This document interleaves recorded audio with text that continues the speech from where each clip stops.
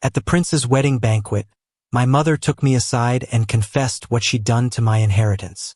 I awoke before the first light of dawn had touched the castle's stone walls, the chill of winter seeping through the narrow slit windows of my chamber. The air smelled of soot and damp wood, remnants of the hearth's feeble embers that had long since cooled. I could hear the distant clatter of the stables, the metallic clinking of harnesses as grooms prepared the horses for the day. Even at this early hour, the castle hummed with life, yet I felt more alone than ever, perched atop my title and name, yet stripped of the warmth of trust.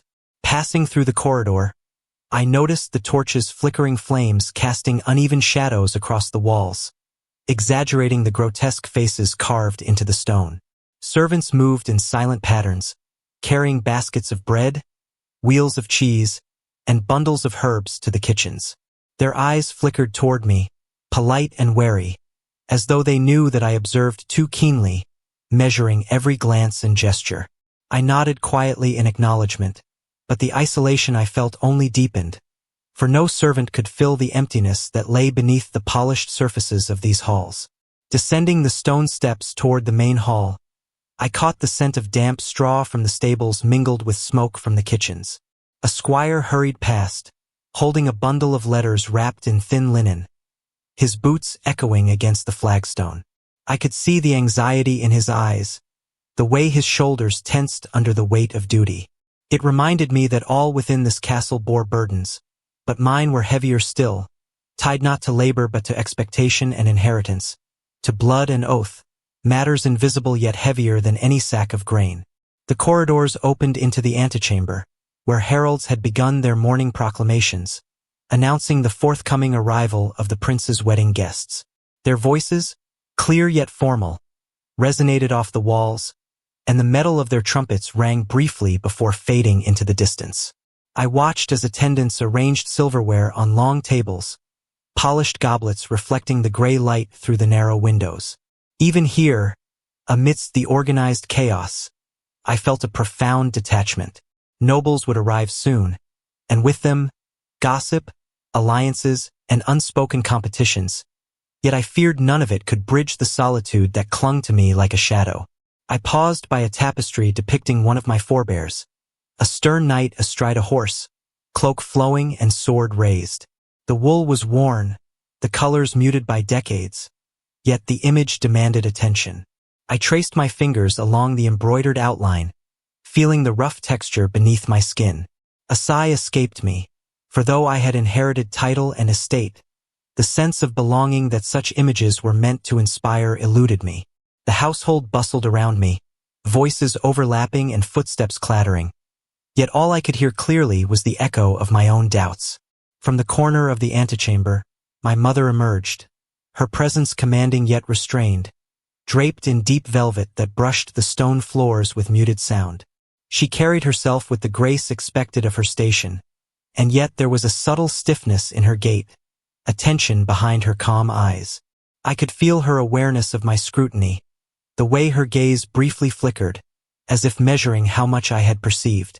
Even in these early hours, the unspoken weight between us was palpable, a delicate balance of respect and distance, love and restraint. Yet I remained uncertain where loyalty ended and deception began. I moved toward the main hall, feeling the cold stone under my boots and the lingering scent of tallow candles. Servants carried trays of bread, bowls of pottage, and jugs of spiced ale, arranging them in careful lines on the long tables. The noise of their work seemed distant, muffled by the heavy wooden doors and my own preoccupied thoughts.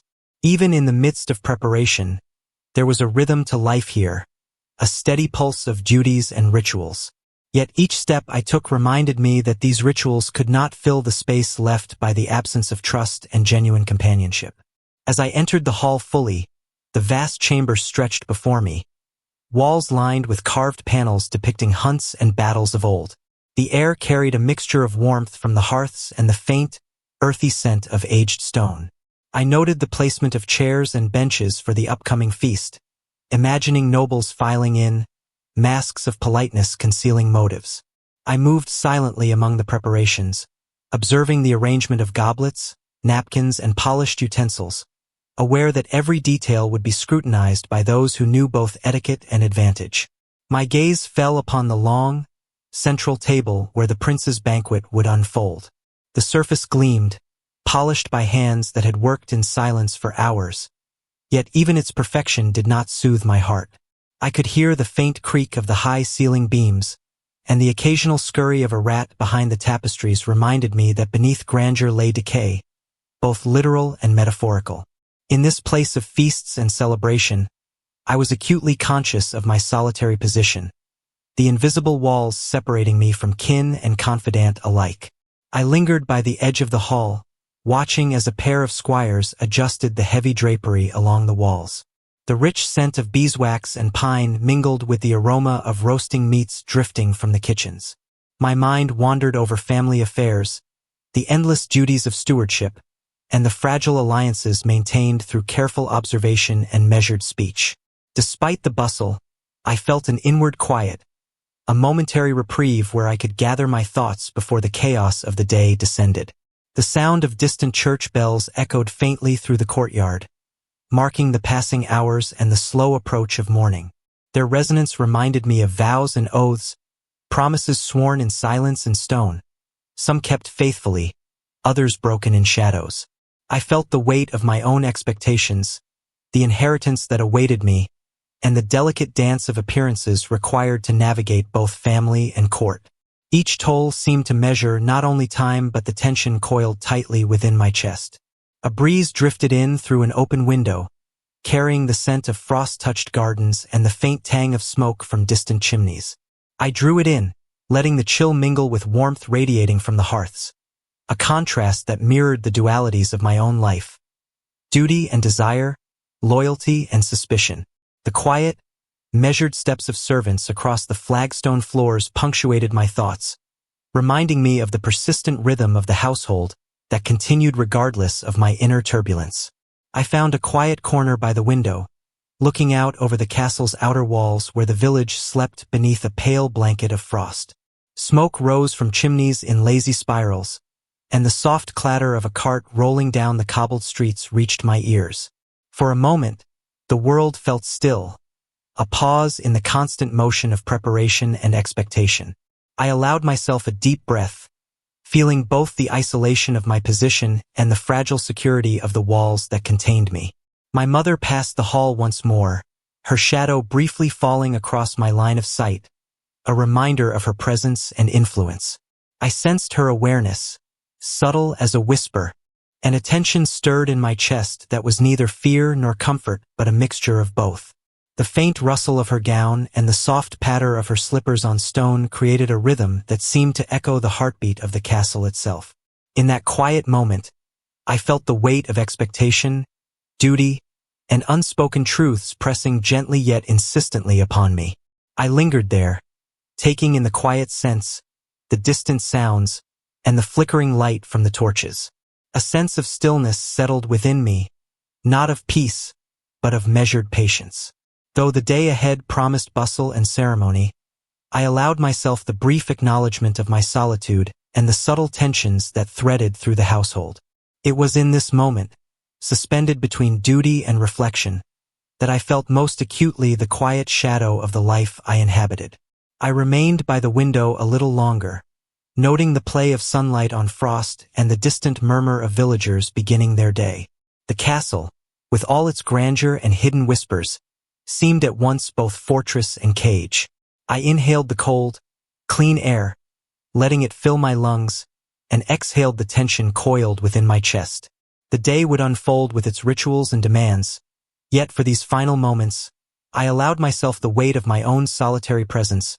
Quietly observing the life within these walls, I stepped into the courtyard as the first gray light of morning crept over the outer walls, the frost crunching beneath my boots with a brittle sound that echoed off the stone.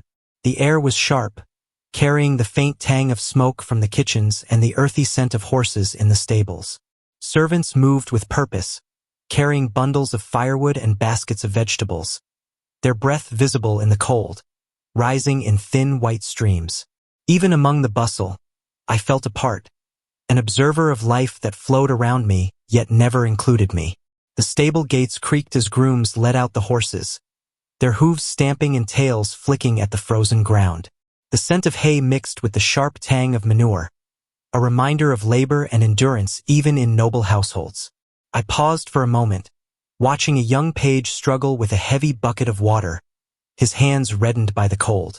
The simple act struck me with a strange pang of empathy, for though I lived among wealth and title, the burdens I bore were of a different sort, weighty in consequence but invisible to all around me.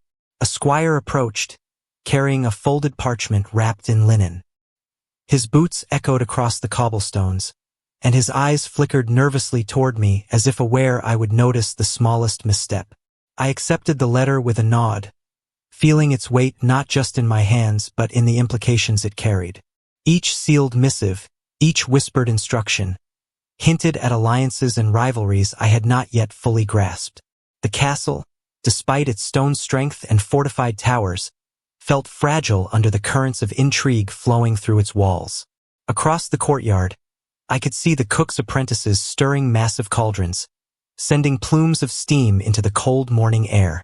The scent of onions and simmering broth mingled with the crisp frost, creating a contrast of warmth and chill that mirrored my own conflicted feelings. I lingered near the steps leading to the great hall, observing the measured rhythm of servants' movements, the subtle hierarchy enforced in every gesture. Even small acts, like the way a maid curtsied or a page straightened a cloak, spoke of loyalty and fear, and I watched carefully, searching for the hidden motives that might lie beneath these polite rituals.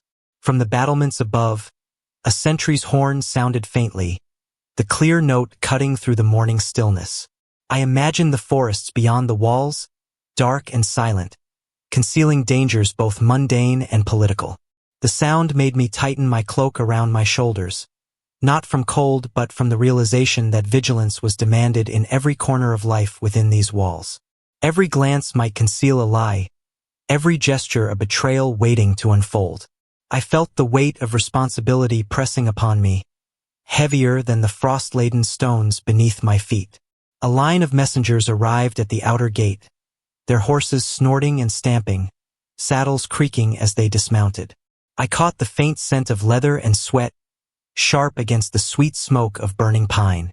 Couriers brought news of distant estates, of merchants and allies, their parchments sealed with wax and signet rings. Even these distant communications carried undercurrents of intrigue. Alliances shifted like the wind, and I knew that each letter might bear tidings of fortune or peril. I read over one with a careful eye, noting the formalities and subtle phrasing that might conceal true intent. The castle kitchens began to stir more vigorously as breakfast preparations accelerated.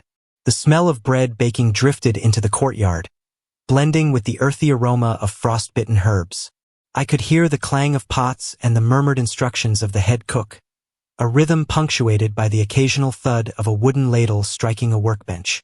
Observing the activity, I felt the pulse of daily life beneath the grandeur and intrigue, a reminder that even in a world of feasts and titles, survival and diligence remained constant. My mother passed through the courtyard, her velvet cloak brushing the frozen stones with a soft hiss. Her eyes, sharp and deliberate, briefly met mine, and I felt the silent calculation behind that glance. She moved with an elegance that belied tension, a poised figure masking the weight of her own schemes. Even from a distance, I sensed the subtle sway of influence she wielded, a reminder that her words and actions shaped more than our family. They rippled through the castle like currents beneath still water. Near the fountain, the water frozen along its edges reflected the pale light of morning. I could see my own reflection in the ice, eyes narrowed, lips pressed tight, and a brow furrowed in thought. The reflection reminded me that appearances could deceive. The frozen surface hid movement below, just as the polished routines of the castle hid the stirrings of loyalty, envy, and secret dealings. I lingered there, the frost cold against my fingertips, considering the tenuous balance I had inherited along with the stone and timber of this place. The chapel bells rang softly in the distance, marking the passage of the early hours. Their deep tones echoed against the courtyard walls, carrying with them the weight of oaths and divine witness. I felt a chill as the resonance reminded me of the promises made in silence and secrecy within this very castle, some kept, others broken. The sound stirred a mixture of reverence and anxiety in me, awareness that the day ahead would demand careful observation, cautious words, and unwavering attention. A breeze carried the scent of winter gardens, faint and sharp, brushing past my face and rustling the frost-covered ivy along the walls. I inhaled deeply, feeling the chill mingle with the faint warmth of the hearths behind me, and I thought of the responsibilities and burdens that awaited within the hall. Even amid the preparation and the bustling household, I felt the solitude pressing in, a quiet weight only partially relieved by the familiar rhythms of life in the castle. I stepped toward the outer gate to watch the village below, noting the smoke rising from chimneys, the sound of carts over cobbled streets, and the distant voices of laborers preparing for the day. The contrast between the controlled chaos of the castle and the untamed activity of the village reminded me of the fragile order I navigated daily. Even with servants, squires, and knights attending to duties, the unpredictability of human nature, both within my walls and beyond, hung over me like a thin mist. Returning to the hall, I observed the arrangement of tables for the prince's banquet, the polished wood reflecting the pale morning light. Goblets gleamed, and silverware lay in careful order. The faint scent of beeswax and lingering pine smoke from the torches filled the air. I noticed subtle gestures among the servants, furtive glances, brief whispers, hands brushing over parchments, which hinted at the small secrets threaded through daily life. My unease deepened, though I could not yet name the source, only sense its presence pressing gently, persistently. I found a quiet corner near the hearth, the stone warm against my back, and allowed a slow breath to fill my lungs. The smell of burning pine drifted faintly, mingling with the scent of soot and old stone. In that stillness, I considered the solitude that weighed upon me, the careful observation required of my station, and the unspoken truths that seemed to hover just beyond reach. Though the courtyard and hall were alive with preparation, I felt the persistent echo of isolation, tempered by the quiet pulse of life all around me. Soft murmurs of servants adjusting the tables and placing dishes punctuated the morning. The smell of porridge, freshly baked bread, and roasting meats mingled faintly with the chill air. I watched their movements, noting the precision and discipline of each gesture, a silent choreography of survival and loyalty. Despite the activity, I felt the quiet tension settle within me, a reminder that beneath the ordinary tasks of the day lay currents of ambition and secrecy, shaping the world I inhabited. For a final moment, I lingered by the window that overlooked the frost-laden gardens. The sun barely touched the horizon, casting a muted glow on the castle walls. Smoke spiraled from distant chimneys, and the faint sound of the village stirring reached my ears.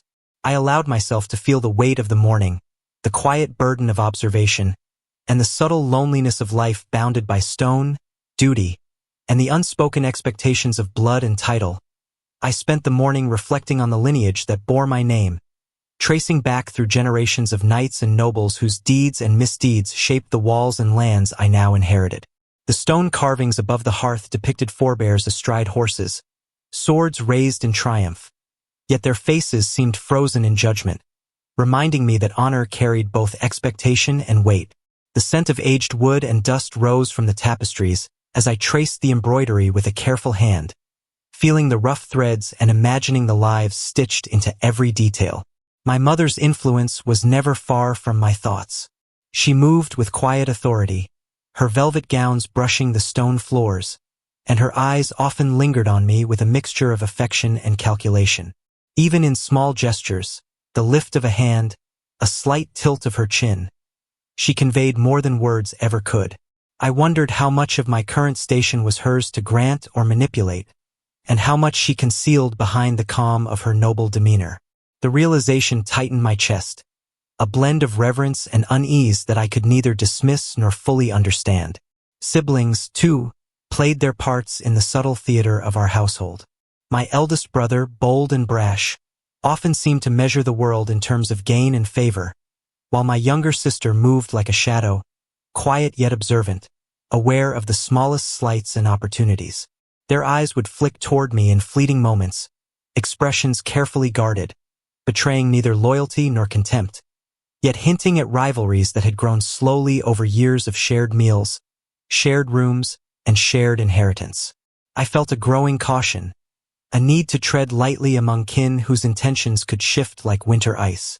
The estate itself bore the mark of centuries, a labyrinth of stone walls, hidden staircases, and cold corridors where shadows lingered long after torchlight had faded. I walked through the halls, noting the careful placement of armorial shields and tapestries depicting victories long past. The scent of wax polish and aged stone mixed with the faint aroma of herbs drying in the kitchens. Each corner, each doorway, seemed to hold secrets. Notes passed in silence, minor disputes whispered in hallways, promises broken and forged alike. It was in these quiet moments that the reality of family obligations pressed most heavily upon me. I recalled lessons from my father, long since gone, about the importance of loyalty and foresight.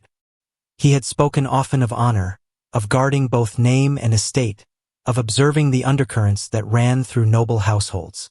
His voice echoed in my memory, a measured cadence that demanded both vigilance and restraint. Even now, I could hear the rhythm of his admonishments as I watched the household prepare for the prince's wedding banquet, noting how alliances were cultivated, how favors were weighed, and how even the smallest act might ripple outward in consequences unforeseen. The servants' work provided a subtle reflection of these same dynamics.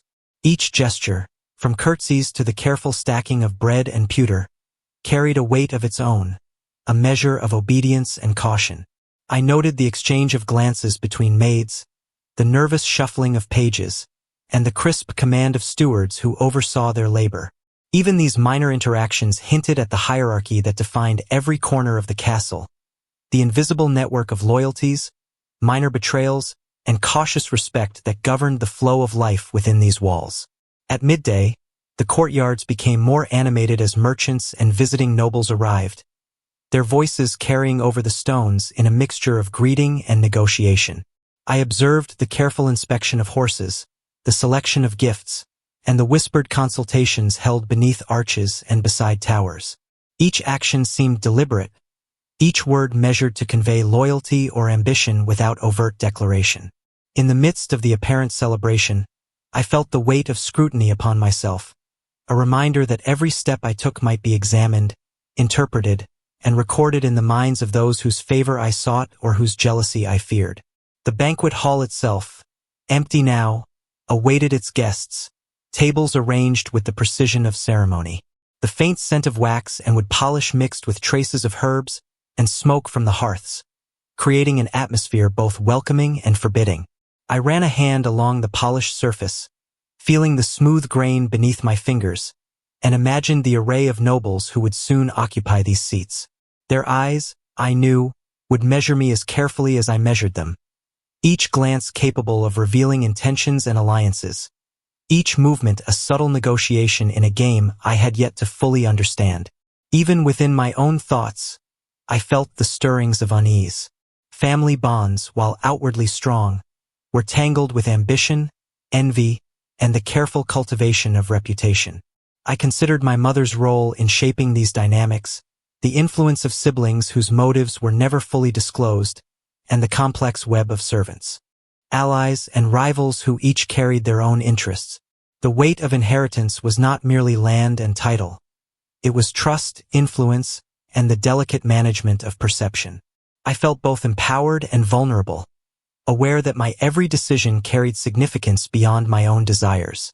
The sounds of the courtyard, horses stamping, servants calling, the distant clang of the smithy, reminded me that life continued beyond the walls, that the world of labor and obligation pressed onward regardless of ceremony or contemplation.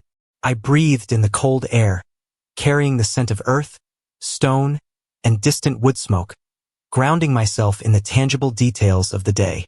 Yet beneath that grounding, a subtle tension persisted, the awareness that within the ordered routines lay currents of competition and potential betrayal, invisible but ever present. I moved through the hallways again, tracing familiar routes past suits of armor, banners, and portraits of ancestors whose eyes seemed to follow my every motion.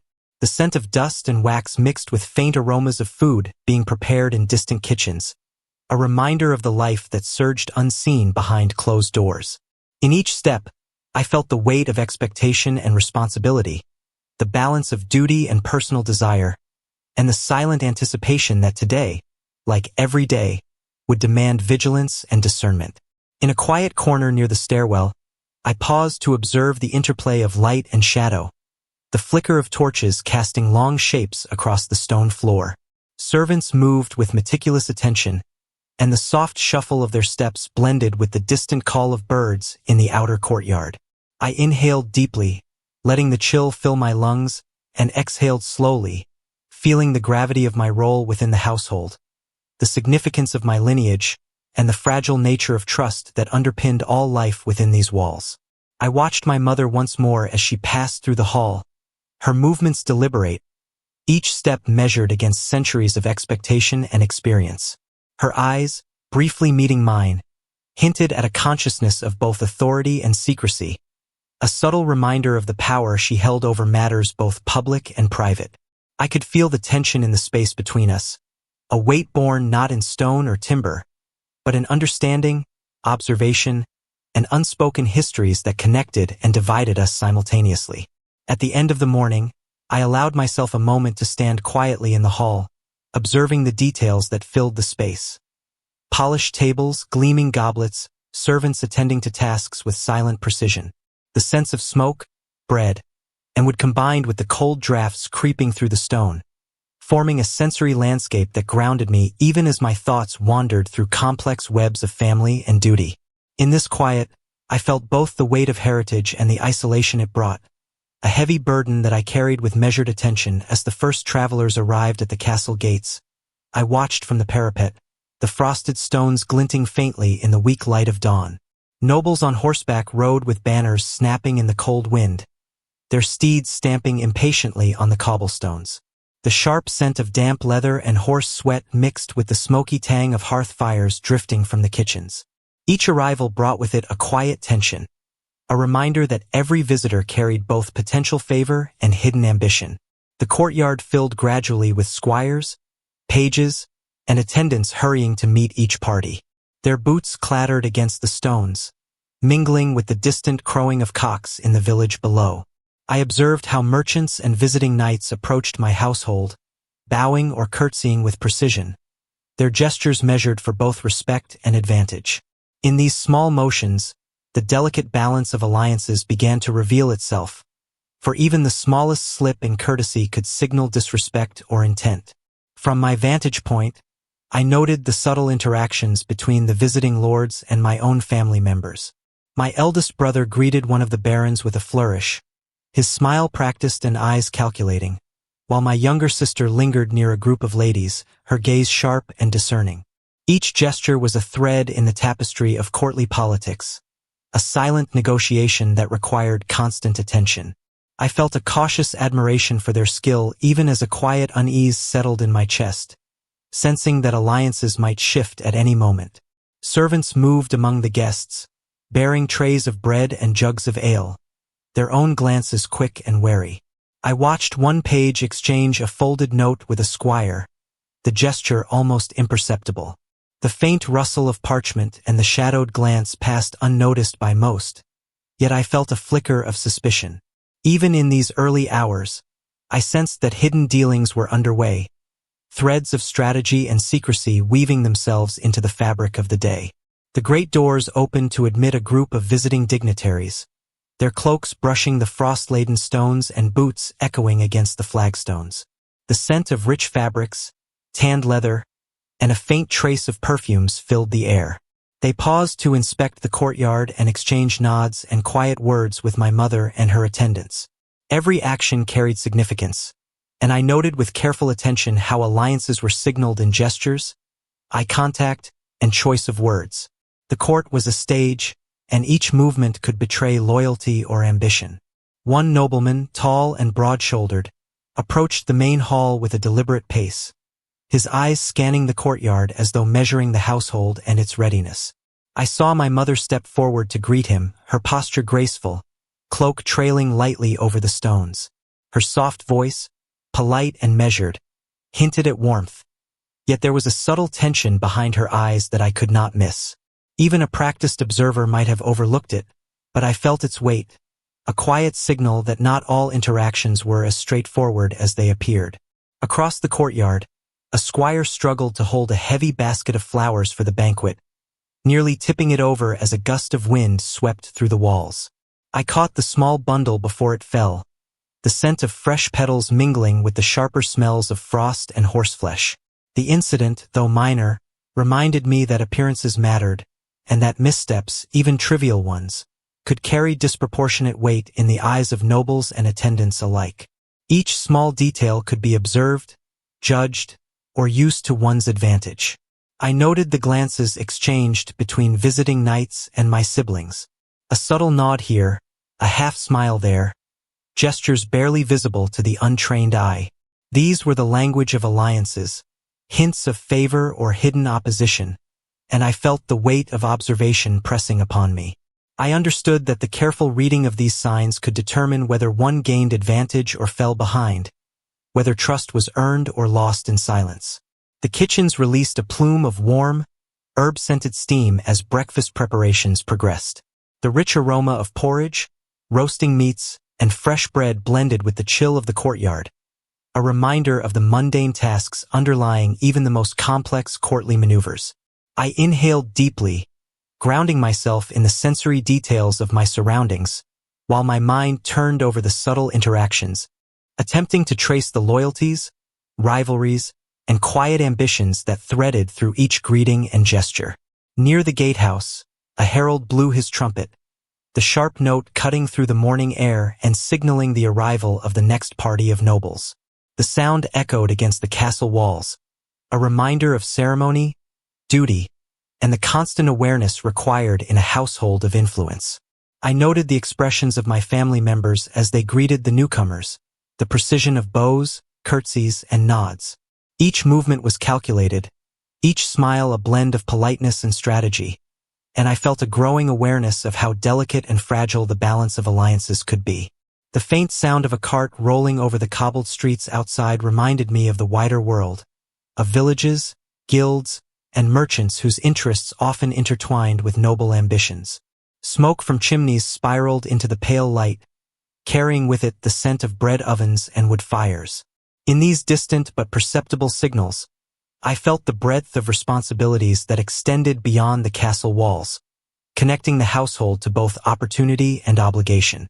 I lingered near the fountain at the center of the courtyard, its edges still rimed with frost.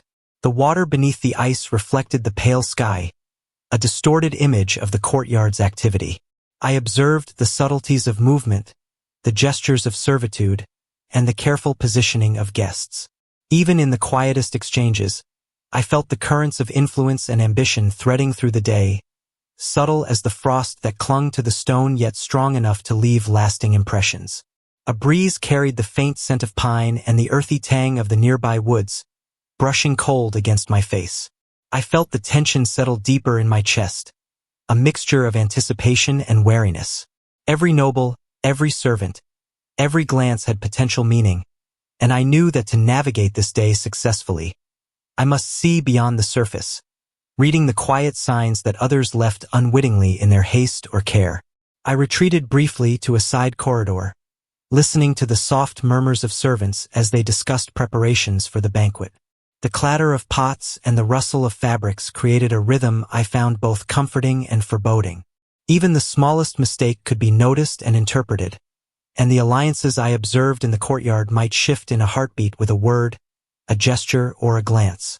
I felt the weight of these realities pressing upon me, sharpening my awareness and demanding careful observation. By mid-morning, the courtyard had filled completely with the visitors, horses, attendants, and servants, a symphony of sound, scent, and motion. The crisp air carried hints of smoke, leather, and damp earth, blending with the warmth of human presence.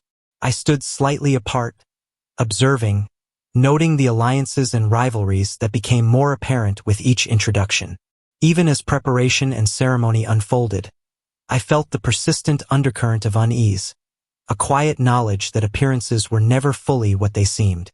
I paused near the outer wall, letting the morning light fall upon the frost-covered stones and the distant village rooftops. The wind brought the scent of wood smoke and distant baking, a reminder that life continued beyond the castle walls.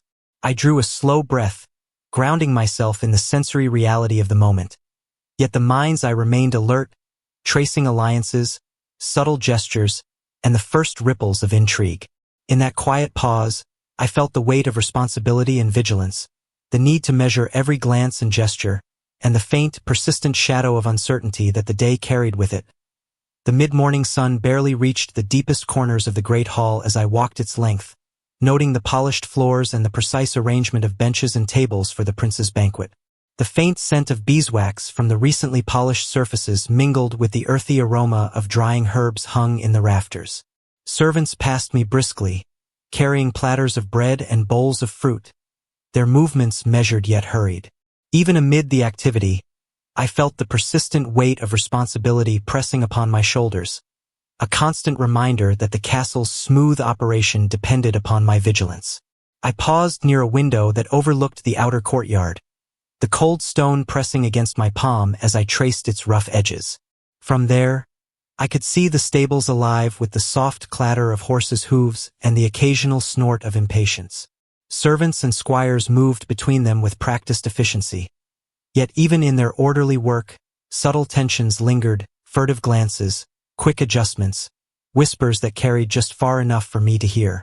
Every motion, every whispered exchange hinted at loyalties and grievances that could influence more than just the household.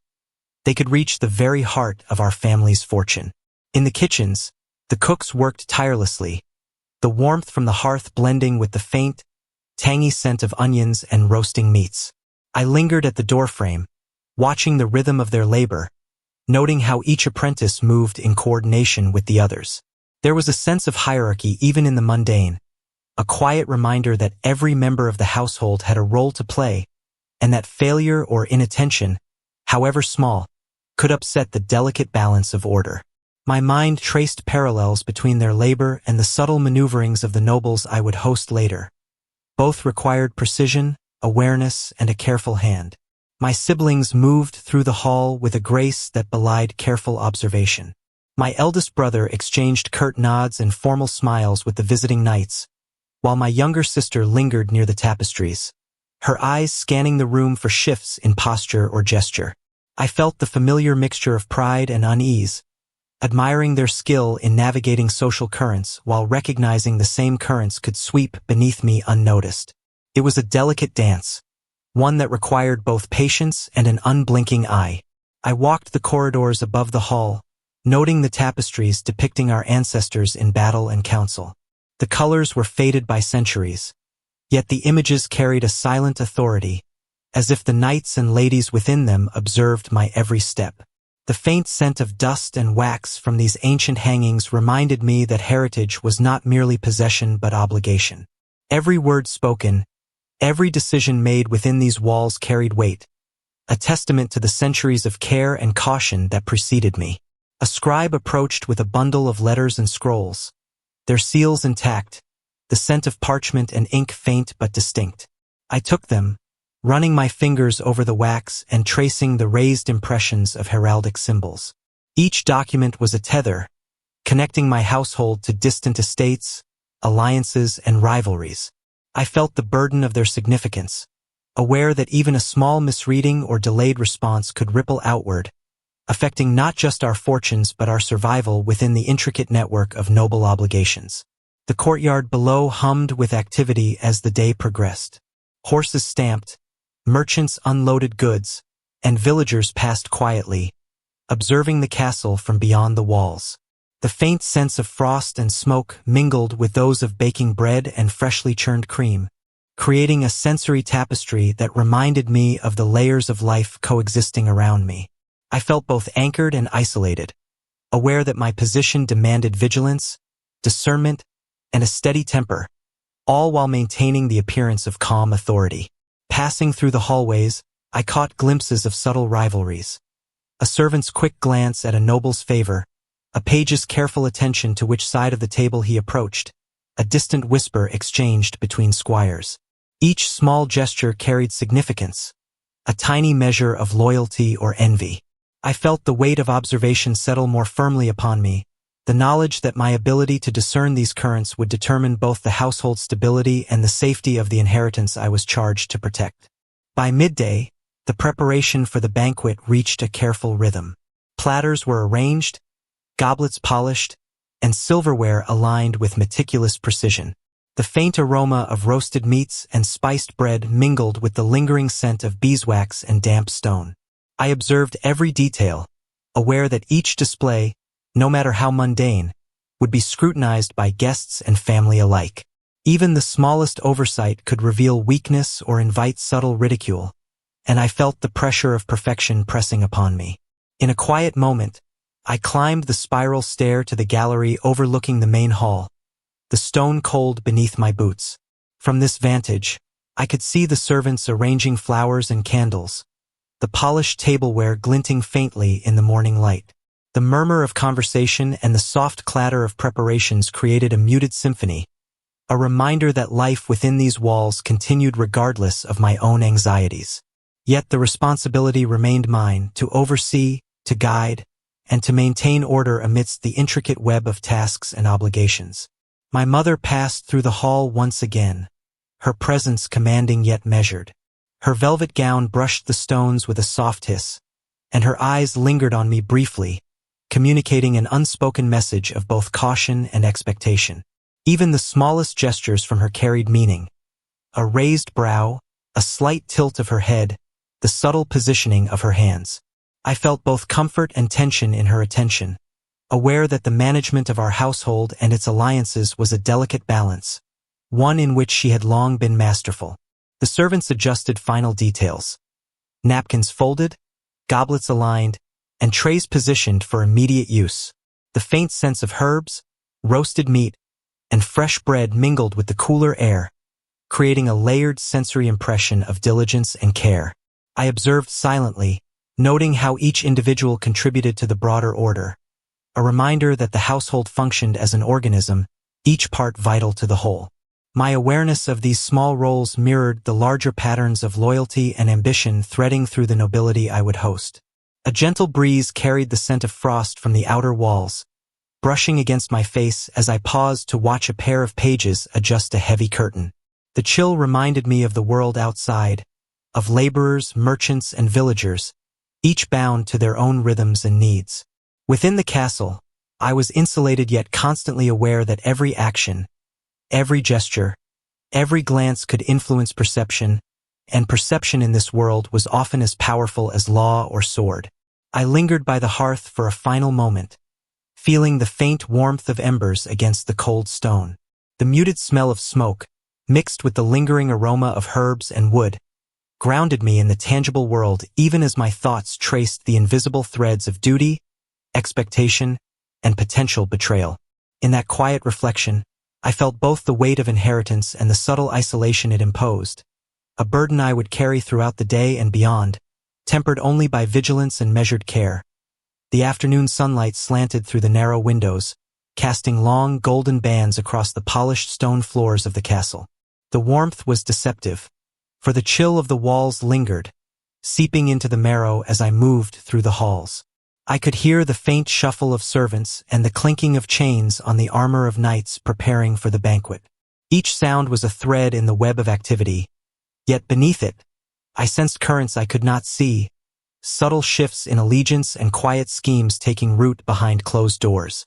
I lingered near one of the long tapestries depicting the siege of an ancient fortress. The woven figures, frozen mid-battle, seemed to watch me as I traced my fingers over the rough fabric. There was a whisper of movement behind the drapery, soft and almost imperceptible, and I stiffened, realizing that secrets often hid in such shadows. A squire passed silently, bowing as he carried a folded note meant for my mother. Even these small acts, unnoticed by most, were pieces of the broader puzzle of loyalty and betrayal threading through our household. Later, in the outer gallery, I overheard muted voices behind a heavy wooden door. I could not see the speakers, but the tone carried the subtle tension of intrigue. My ears caught fragments. Mentions of land, titles, and alliances that had been quietly negotiated, agreements made in secrecy that might alter the balance of power within the family. The words, though partial, stirred a knot of unease in my chest. I realized that even among those closest to me, allegiance was not guaranteed. Whispers and clandestine meetings could shift fortunes overnight. A servant passed with a tray of spiced bread and sweetmeats, the scent strong against the cooler air of the corridor. I watched his hurried steps, noting the nervous glance he cast toward the gallery. In the small gestures of those who serve, the careful positioning of their hands and eyes, one could often read the subtle pressures of fear and loyalty. The household functioned as a web, and I was learning which threads were taut with hidden tension and which were slack, untested but dangerous if pulled. In the hallways, my siblings moved with measured steps. My brother's eyes flicked toward the tapestry-covered alcove where I had lingered, a faint tightening of his jaw betraying some private thought or concern. My sister, ever observant, adjusted the fold of her sleeve as she passed a servant carrying a note, her glance sharp and calculating. Even amidst the decorum and polish of our household, I saw the beginnings of maneuvers, subtle acts that might shape alliances in the hours to come. I felt a chill of anticipation, knowing that the seeds of betrayal often sprout in the quietest moments. The kitchens released a fragrant warmth that drifted through open doorways. I inhaled the scent of roasting meats, simmering stews, and the faint tang of herbs, grounding myself in the familiar rhythm of life. Yet even here shadows lurked. I noted a cook slipping a folded note into the sleeve of a page, the exchange barely perceptible. Each small action, unnoticed by most, was a ripple in the household's hidden currents, a reminder that even loyalty could be bartered when ambition pressed hard enough. I retreated to the gallery overlooking the courtyard, the stone cold beneath my boots. From this vantage, I saw servants bustling, guests arriving, and pages exchanging hurried glances. One particular page caught my eye, his movements careful but hesitant, as if carrying news or an instruction too important to speak aloud. I felt a tightening of anxiety. Trust within these walls was rare, and even those who served with apparent loyalty could be conduits for secrecy and subterfuge. The chapel bells rang faintly, signaling the approach of midday prayers and the need for formal attentions. I moved toward the small side chapel to observe, the scent of incense and wax filling the air. Even within sacred space, the undercurrents of household politics were visible. Pages and squires whispered hurriedly, curtsied at precise moments, and bowed with calculated deferment. Each gesture, while outwardly proper, carried subtle meaning, hinting at alliances, favors, or hidden warnings. A rustling sound caught my attention from behind a large tapestry near the grand stairwell. I approached quietly, careful to make no disturbance. Behind the fabric, a folded parchment lay almost casually upon a stone ledge, its seal cracked. The faint scent of ink and wax mingled with the cold stone. I picked it up with careful fingers, heart tightening, realizing it contained matters of inheritance and secret arrangements that had been hidden from me. The betrayal was not overt, but the evidence lay in plain sight, and the weight of it pressed heavily upon my chest. I retreated to a quiet corridor, holding the parchment close. The walls, lined with ancient weapons and banners, seemed to close around me, each shadow a reminder of vigilance required. The faint scent of wood smoke from nearby hearths drifted along the corridor, mingling with the distant sound of hooves on stone. I felt the gravity of knowledge pressing upon me. Understanding the secret meant I also inherited the burden of choice and consequence. Returning to the gallery, I observed my mother at a distance, her posture composed, her gaze sweeping the courtyard with quiet authority. She moved with deliberate elegance, yet I sensed subtle tension beneath the surface. The knowledge I now held cast a shadow over her calm, and I realized that the bonds of family, long assumed to be steady, were more fragile than I had imagined. Her influence, while outwardly protective, concealed maneuverings that altered the very foundation of my inheritance. The afternoon light waned, and shadows stretched across the floors, mingling with the faint, persistent chill of the stone walls. The air smelled faintly of roasted nuts and wood smoke, a reminder of the hearths and kitchens that sustained daily life. Even amid these comforting scents, A gnawing tension persisted, as if the very stones whispered warnings of betrayal. Each sound, the shuffle of feet, the clink of metal, the murmur of servants, felt heightened, each gesture loaded with unspoken significance. I lingered near the outer gallery, gazing toward the courtyard where preparations continued for the prince's banquet. The warmth of sunlight fading across frost-laden stones mirrored the slow tightening of unease within me. I realized that the household, with all its polish and ceremony, harbored secrets that only careful observation could uncover. The parchment I held was merely the first glimpse, a whisper of deeper schemes and quiet betrayals yet to reveal themselves. For a final moment, I paused beside a narrow window, watching the play of light and shadow on the frozen gardens below. The faint smell of pine drifted through the air, sharp and clean, contrasting with the warmth of the halls. I breathed deeply, feeling the weight of understanding settle upon me.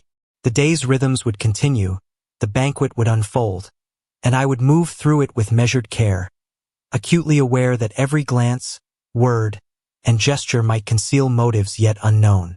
In that quiet pause, I felt the first stirrings of resolve. The servants' quarters were tucked away in the castle's northern wing, a narrow corridor of low ceilings and rough-hewn beams that smelled faintly of damp straw and the earthy scent of woolen blankets.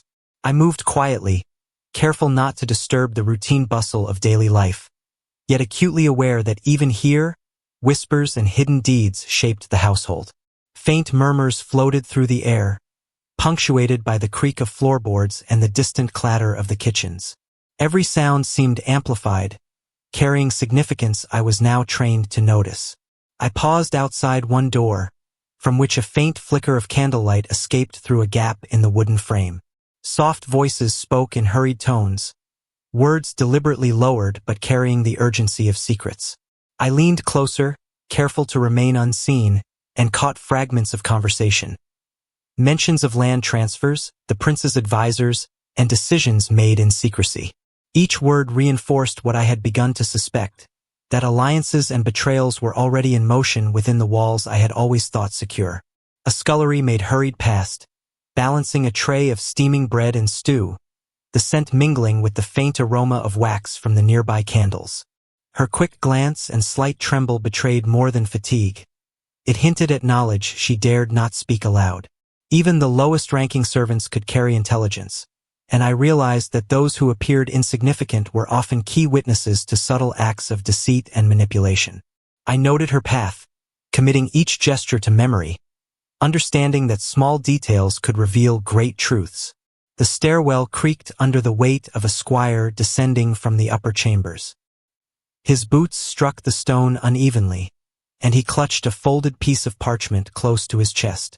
The faint scent of ink and damp parchment wafted as he passed, a signal that messages of consequence were moving quietly through the household. I followed at a discreet distance, careful to remain in shadow, and observed as he handed the note to a servant in a hushed exchange. The servant's eyes flickered with recognition and concern, betraying knowledge that must be concealed from others. I found a small alcove near the laundry room, the smell of wet wool and soap heavy in the air. From here, I could observe several servants speaking in low tones, gestures sharp and deliberate. Their conversation hinted at alliances formed in secrecy, promises made in private that carried weight beyond their station. The knowledge that even these hidden arrangements could influence the family's fortune filled me with both dread and fascination. Loyalty was never absolute. It shifted like the wind through the castle halls, invisible yet decisive. In a quiet moment, I noticed a young page moving furtively between rooms, his footsteps light but hurried. He carried a sealed letter, the faint scent of wax and parchment rising with each step. I recognized the weight of that letter, knowing it contained instructions or revelations that had been deliberately withheld from my knowledge. Each act of concealment, each furtive exchange, added to the growing tension within me. I felt the intricate web of obligations, secrets, and betrayal tightening around the household like a noose, subtle yet relentless. The servants' quarters were dimly lit, and shadows shifted as candles flickered against the rough walls. I observed one of the more trusted stewards speaking in urgent whispers to a small group of attendants, their expressions tight with worry and calculation. Even minor missteps in communication could betray intentions or expose secrets, and I sensed the careful choreography at play. Every glance and gesture was laden with meaning. Trust was scarce, and knowledge, even partial, carried the weight of power. From a narrow stairwell, I watched as a pair of maids slipped past with a bundle of linens, speaking in tones deliberately casual, yet their eyes betrayed intent. The faint scent of soap and dried herbs clung to them, masking the tension in their movements. I realized that observation alone was a form of vigilance, and that understanding the household's undercurrents required patience, attention, and an awareness of subtle signals often missed by those who moved too quickly. The smell of burning pine drifted from the upper hallways, mingling with the damp and earthy scent of the servants' quarters. It reminded me of the hearths that warmed the castle's noble areas, the contrast of comfort and labor striking me with quiet clarity. Even in the relative safety of domestic tasks, the patterns of secrecy and hidden communication persisted, shaping alliances and quietly dictating the course of events that would unfold during the banquet. A small chest in the corner caught my attention, slightly ajar, revealing folded notes and scraps of parchment. I approached cautiously, the scent of aged paper and ink rising faintly. Each fragment contained matters of consequence, obligations, bargains, and hints of manipulation, all hidden in the shadows where most would not look. I felt a rising awareness that knowledge itself was a weapon, and that understanding these subtle dealings could offer leverage, protection, or insight into betrayals yet to surface. I moved quietly toward the stairwell, retracing my steps through the dimly lit corridors, the faint smell of wood smoke and soap clinging to my cloak. Servants continued their work, unaware of my scrutiny, yet each movement, each glance, carried significance I could not ignore. I felt the tension in the air, the knowledge that hidden alliances and treacheries were threading themselves through every corner of the household, quietly shaping the world I had always taken for granted. By late afternoon, the castle's activity intensified as preparations for the banquet neared completion. The faint scent of roasted meat, fresh bread, and spiced wine mingled with the colder drafts of the stone corridors.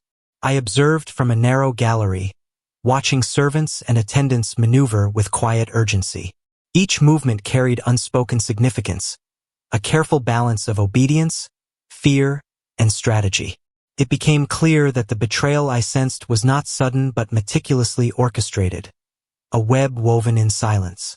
A distant clatter of armor signaled a knight's approach, boots striking the stones in a measured rhythm. The faint metallic scent of chainmail and leather drifted through the corridor, merging with the earthy odors of the servants' quarters. I recognized the presence of another participant in the web of secrecy, someone whose loyalties might be swayed or tested. Every arrival added another variable, another potential threat or ally, in the intricate dance that was quietly unfolding beneath the castle's polished exterior. I paused near the end of the hallway, listening to the faint murmurs behind doors and the shuffling of feet along the stone floors. The combination of scents, wood, smoke, herbs, and parchment, filled the air with a tangible weight, a reminder of both domestic labor and clandestine plotting. I felt a mix of apprehension and determination, realizing that understanding these undercurrents was essential if I were to navigate the household, protect my inheritance, and uncover the betrayals that had begun in silence but were now stirring toward revelation. The evening light filtered through narrow castle windows, casting long shadows across the hallways and stairwells, turning familiar corridors into places of uncertainty. The faint smell of wax and roasting meats lingered, mingling with the earthy scent of stone warmed by the day's sun. I moved deliberately, aware of every creak of the floorboards beneath my boots, every whispered step of a servant passing nearby. Something had shifted in the household, subtle but undeniable, a tremor in the balance of trust one had long assumed unbreakable. I found a small cluster of letters left unattended on a side table, their seals partially broken. The faint scent of ink and parchment rose from them, and my fingers traced the edges with careful precision. These were communications that had been hidden or delayed, correspondence that carried consequences beyond their immediate content. A chill ran through me as I realized how meticulously information was being controlled, How easily loyalty could be manipulated by those who knew the right moments to act. Footsteps approached, and I retreated to the shadowed recess of a hallway, heart tightening. My mother passed by, her movements deliberate, her gaze scanning the corridor as if she, too, sensed the fractures beneath the surface. She carried herself with the calm authority that had long commanded both respect and caution. Yet there was something in the tightening of her lips and the slight flick of her eyes that suggested secrets she had yet to share. The thought filled me with both dread and anticipation. From a distant stairwell, I heard the soft murmur of conversation between my siblings and one of the visiting knights. The words were careful, but their tones betrayed tension and subtle negotiation. Alliances were shifting quietly in plain sight, the smallest adjustments potentially altering loyalties and inheritance alike. I remained unseen, listening intently, realizing that the cracks in trust were forming not in the open, but in the silences and gestures that most would overlook. The kitchens released a strong, mingled scent of bread, roasting meats, and burning herbs as I passed. Servants hustled to complete preparations for the evening feast. Yet even amid this familiar rhythm, furtive glances and whispered exchanges hinted at underlying anxieties. I noted the careful handling of messages, the deliberate placement of notes, and the subtle tension in interactions that had previously seemed routine. It was clear that deception had begun to infiltrate even the most mundane aspects of the household. I moved to the gallery overlooking the courtyard, observing the activity below. Horses pawed the frost-lined cobbles, attendants whispered hurriedly, and squires exchanged notes with glances quick and guarded. The faint scent of leather, hay, and smoke mixed with the warmth of the late afternoon sun, forming a sensory landscape that grounded me even as my mind raced with the implications of what I had discovered. Trust, once absolute, was now a fragile construct, easily bent or broken by cunning hands. Near the edge of the hall, a page hurried past, clutching a letter with trembling hands. The faint smell of ink and damp parchment followed him, and I recognized the urgency in his movements. It was as though the household itself was aware of an unseen pressure, a shift in alliances and intentions that required careful management. I felt a tightening in my chest. The betrayals were no longer abstract possibilities but actions already underway, invisible yet potent. I retreated to a narrow corridor, the stone walls cold and the shadows long. The faint aroma of pine from the outer courtyard mingled with the lingering sense of hearth and kitchen, grounding me in the tangible world even as my awareness stretched to the intangible currents of deceit. Every glance, every gesture, every half-spoken word carried potential significance. I understood that the day's carefully orchestrated appearances masked an undercurrent of manipulation, subtle yet threatening. A soft creak drew my attention to a servant exchanging a folded note with one of my siblings. The movement was almost imperceptible, yet I caught it, understanding instantly the weight it carried.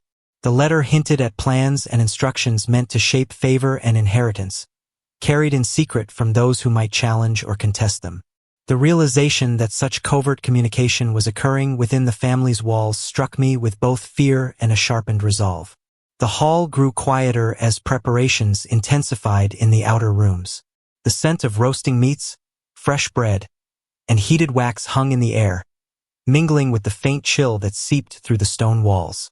I remained hidden, observing, noting how gestures and expressions betrayed the careful plotting of allies and the subtle manipulation of enemies. Trust, I realized, had become a fragile illusion, a veneer that concealed currents of ambition, fear, and calculated action. A distant bell rang, signaling the approach of evening prayers, the sound echoing against stone and timber. I moved toward the chapel, feeling the chill of stone against my fingers and inhaling the faint scent of incense. Even here, in sacred space, the undercurrents of strategy persisted. Pages and servants adjusted movements, exchanged whispered glances, and bowed with deliberate precision. Each act, however small, was a measure of loyalty, a test of obedience, and a potential instrument of betrayal. I paused near the outer gallery, the setting sun casting a warm but fleeting glow across the frozen courtyard below. The scent of wood smoke drifted from distant chimneys, mingling with the earthy aromas of frost and soil. My mind traced every exchange, every glance, every subtle motion I had witnessed, piecing together the threads of secrecy that now defined the household. I felt the first true weight of betrayal pressing upon me, a burden that demanded vigilance, patience, and the careful observation of those whose loyalty was no longer certain. Even the familiar furniture, tapestries, and carved railings seemed transformed under this new awareness. The polished surfaces, the heavy curtains, the symbols of family heritage all carried the silent pressure of expectation and secrecy. I traced my fingers along a banister, feeling the cold stone beneath, grounding myself while my mind catalogued the events, gestures, and exchanges that now revealed the fracture forming in the foundation of trust one had once taken for granted. By the time the first candles were lit in preparation for the banquet, I felt the atmosphere of the castle itself shift. Shadows deepened, scents layered, and the rhythm of daily tasks took on a quiet tension. The first cracks in trust had become visible, subtle, but undeniable. I understood that the world I had assumed secure and guided by loyalty was now interwoven with hidden agendas, secret letters, and the careful orchestration of favor. The day had begun to reveal the fragile line between allegiance and betrayal. The evening had settled, and the great hall gleamed with polished wood, flickering torchlight, and the shimmer of silver platters laid for the prince's banquet. The scent of roasted venison, spiced bread, and burning pine filled the air, mingling with the cooler stone odors of the castle. Nobles and guests moved carefully along the long tables, their laughter restrained, voices polished for ceremony. Yet beneath the surface, I could feel the subtle undercurrents of tension. Every glance, every tilt of a head, seemed loaded with unspoken calculation. As the prince entered, the hall rose in polite applause, the clatter of armor and rustle of silks forming a rhythmic overture to the evening. My heart tightened, aware that this display of pageantry masked private ambitions and rivalries. The prince's eyes swept across the guests, noting allies and potential adversaries with the practiced gaze of one accustomed to intrigue. I followed his movements from my vantage point, noting how subtle nods and half-smiles marked favor or tacit understanding, while frowns and slight turns hinted at grievances quietly nurtured. I watched my mother, seated at the high table, her posture flawless, her gown a deep crimson trimmed with gold. She nodded toward certain nobles with measured care, eyes flicking momentarily to me, signaling both caution and expectation. In her subtle gestures, I sensed the careful orchestration of alliances, the influence she wielded silently over conversations and favors. Even as the banquet commenced, I realized that beneath the ceremony lay a delicate network of power, where every gesture could shift loyalties and alter fates.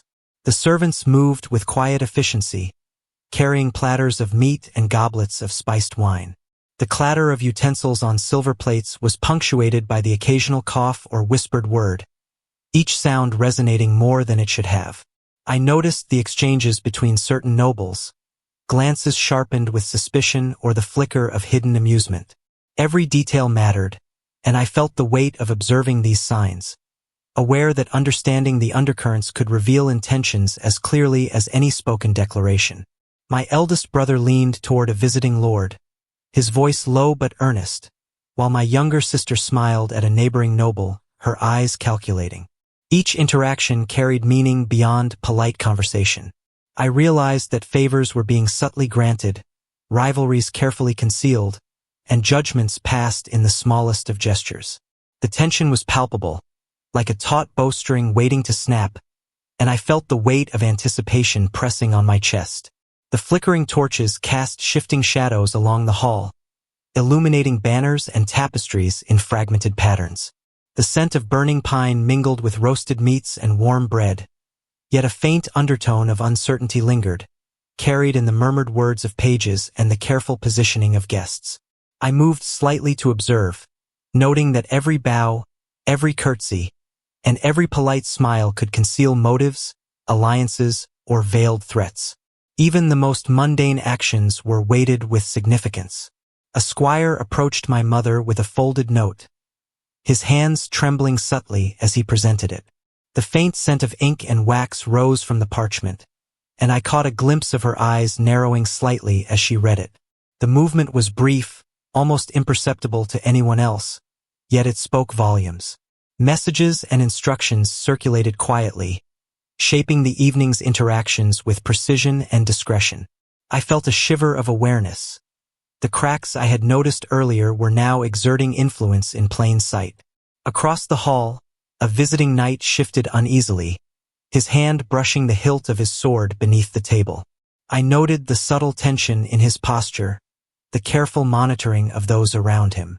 It became clear that beneath the veneer of civility, fear and calculation were active participants in the evening. The hall, polished and grand, was also a stage for careful negotiation, secret judgments, and the soft testing of loyalties that could determine fortunes by dawn. I turned my attention to a small cluster of servants near the sideboard, exchanging notes in hushed tones while managing trays of food. Their gestures were discreet, but their eyes flickered with apprehension and urgency. Even those of lowly station were enmeshed in the web of intrigue, acting as messengers and witnesses to the quiet manipulation that shaped the evening. Knowledge was a weapon, and I realized that observing its flow was as critical as any skill with sword or pen. The clink of goblets signaled the prince's toast, and the hall briefly erupted in polite applause. Yet in the eyes of certain nobles, I detected suspicion, envy, and unspoken challenge. Each cheer carried multiple layers of intent, a reflection of personal ambition hidden beneath the ceremonial ritual. I remained vigilant, reading the room with careful attention, knowing that the smallest misstep, misjudged glance, or misplaced word could tip the balance of favor or sow seeds of lasting discord. I noticed my mother quietly motion a page toward a distant corner of the hall. The page moved swiftly yet discreetly, carrying a folded note without attracting notice. The faint scent of wax and parchment seemed to linger longer than usual, a tangible reminder that messages and secrets shaped the course of events as much as spoken words. My awareness sharpened. Every unseen exchange could have profound consequences for inheritance, alliances, and trust within the family. The torches flickered, casting a dance of light across the stone walls, highlighting the tension in the gestures of nobles seated at the long tables. I observed the subtle shifts in seating arrangements, the deliberate placement of guests to balance favor and avoid offense. Even the smallest movement seemed to ripple through the room, an invisible signal of power, preference, or warning. The stakes of attention, observation, and patience had never been clearer to me. As the meal continued, the murmur of conversation deepened, interspersed with occasional laughter that seemed slightly forced. The scent of roasting meats and spiced wine continued to mingle with the chill of the hall's stone, a sensory reminder of the duality of comfort and danger. I noted every nuance, every subtle adjustment of posture or gesture, realizing that the careful orchestration of appearances hid far more than it revealed. Trust was fragile, and betrayal could emerge in the briefest lapse of attention. By the end of the meal, I felt the tension coiling tighter, like the winding of a bowstring.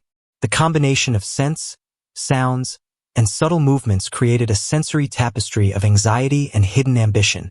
Every glance and whisper carried weight, and I understood that the evening's events were shaping not only alliances but the trajectory of power within the family. I left the hall briefly to gather my thoughts, the faint smell of smoke and wine following me, aware that the first stage of the evening had revealed both the surface politeness and the underlying currents of betrayal that now threatened to emerge fully after the banquet. I slipped quietly into the castle courtyard, the cold night air biting at my cheeks and carrying the sharp scent of frost and damp earth. Torches flickered along the walls, their flames dancing against the stone, casting long, twisting shadows that seemed to move with a life of their own. The courtyard was nearly empty, save for a few lingering pages and servants tidying trays and adjusting horse tack. Yet in the hush of night, the faint rustle of movement carried far, and I sensed the presence of secrets waiting in darkness. I lingered near the edge of the fountain, its water partially frozen, the thin surface reflecting torchlight like broken glass. The scent of cold stone mixed with the faint tang of water and the earthy aroma of frost-laden gardens. I had observed enough to know that the courtyard, though open and visible, was a place where clandestine conversations occurred, where messages were exchanged under the guise of routine tasks. Even the simplest gestures could carry the weight of loyalty or betrayal. A soft murmur drew my attention to the shadows near the stables. I crouched behind a low wall, careful not to disturb the quiet, and saw one of the visiting knights speaking in hushed tones to a page. The page's hands trembled as he held a folded parchment, the faint scent of ink rising into the cold air. I realized that even outside the formalities of the hall, the web of secrecy and manipulation extended into the very stones of the castle itself. These midnight exchanges were as dangerous as any public negotiation, and I felt the weight of understanding pressing down on me. The clatter of a horse's hooves on the cobblestones echoed faintly as a squire led a steed to a stable, the animal stamping and snorting, sending clouds of frosty breath into the air. The mingled scent of hay, leather, and horse sweat filled my nostrils, grounding me in the physical reality of the moment, even as my thoughts traced the invisible threads of intrigue winding through the household. Every step, every exchange, carried potential consequence, and I knew the danger of being discovered in these shadows. From my vantage point, I noticed a servant approaching a quiet alcove near the outer gate, glancing nervously over his shoulder. He handed a sealed note to a cloaked figure, their faces hidden in the flickering torchlight. I held my breath as the figure tucked the letter into a hidden pocket and disappeared into the shadows. The faint smell of ink and damp parchment lingered, a tangible reminder of the clandestine movements that were shaping alliances and undermining trust. Even the smallest actions, if observed by the wrong eyes, could unravel years of carefully maintained appearances.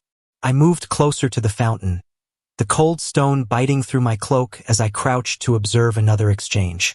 A page slipped past me, careful to avoid any flicker of torchlight, and handed a message to my younger sister.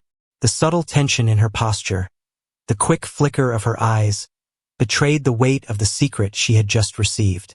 My chest tightened as I realized the reach of deception now touched even those I had once trusted implicitly. Loyalty was no longer a given. It was a currency exchanged in whispers and shadowed gestures. The faint scent of burning pine from distant torches mingled with the cold air as I traced the paths of servants and pages. I observed a steward moving deliberately along the courtyard wall, hands tucked into his cloak, eyes scanning the grounds. I recognized the calculated caution of one carrying knowledge that could alter the balance of power. Even the casual placement of a footstep or the tilt of a head could signal allegiance or warning. I felt a shiver of unease as I realized how carefully every action must now be measured. A distant owl called, its hoot echoing across the frozen grounds, and I shivered against the wind that carried the sharp scent of frost and pine. I crouched further into the shadow of the battlements, observing the subtle movements of those around me. The courtyard, though outwardly serene, had become a stage for secret dealings and quiet tests of loyalty. I felt the growing pressure of knowledge. Understanding these interactions was no longer merely curiosity, but necessity, a matter of survival and strategy. The moon rose higher, casting a silvery glow over the stones, illuminating the frost-laden edges of the fountain and the cobblestone paths. Shadows lengthened, dancing across walls and arches, creating illusions that could mislead even the most attentive observer. I stayed still, aware that even the smallest movement might betray my presence. Each whisper, glance, or rustle of movement carried the weight of potential consequences, shaping alliances and secrets under the cloak of night. From my hidden perch, I saw my eldest brother approach a cloaked figure near the garden gate. The faint rustle of fabric and the scent of damp stone and pine hung in the air. Their exchange was brief, hands brushing as the note passed, and then they separated, melting into different shadows. The deliberate care of their movements revealed that trust was now a fragile illusion, that even blood and family could conceal ambition and treachery. I retreated slightly, moving toward the outer wall where the night wind cut sharply through my cloak.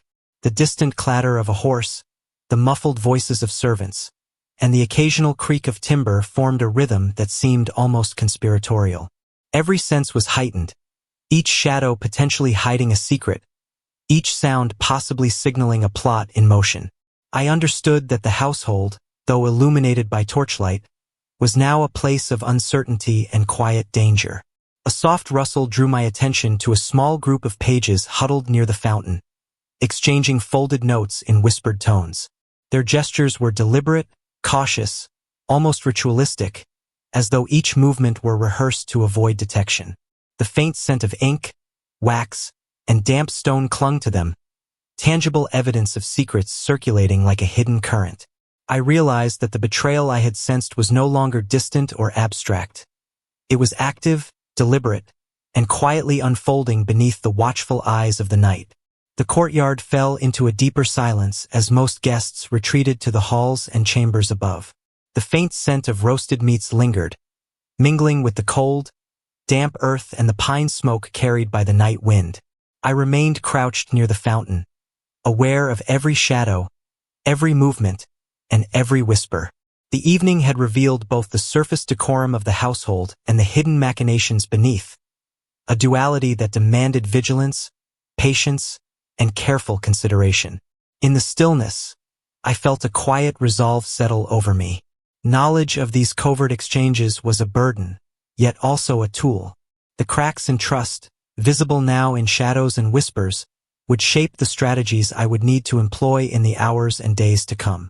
I inhaled deeply, tasting the cold, crisp night air mixed with the lingering sense of the day, grounding myself in both reality and the subtle currents of intrigue that now defined the household. The morning following the banquet carried a chill that seeped into the stone corridors, mixing with the faint scent of wood smoke and the lingering warmth of roasted meats from the night before. Servants moved briskly, their feet echoing across the polished floors, each step measured as if aware of the tension that hung in the castle like a thick fog. I walked among them, cloak drawn close, sensing the subtle shift in atmosphere. The smiles were polite but cautious, the bows deliberate yet weighted with unspoken intent.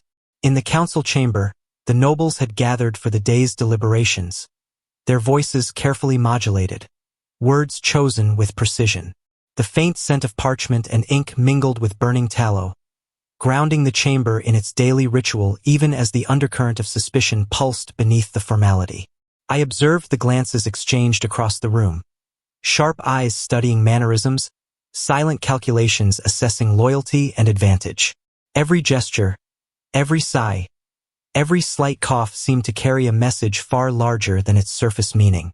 My mother sat at the head of the chamber, her posture flawless, her hands folded with meticulous care. Her gaze swept the assembly, noting each participant, each subtle shift in stance or expression. I could see the quiet command she held, the authority that required no words yet influenced every decision made within the walls.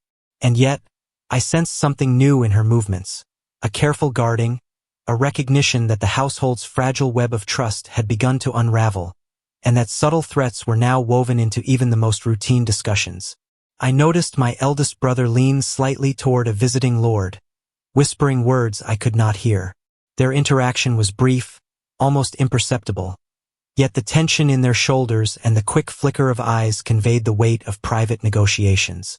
It became clear that alliances were being tested, favors reconsidered, and loyalties measured.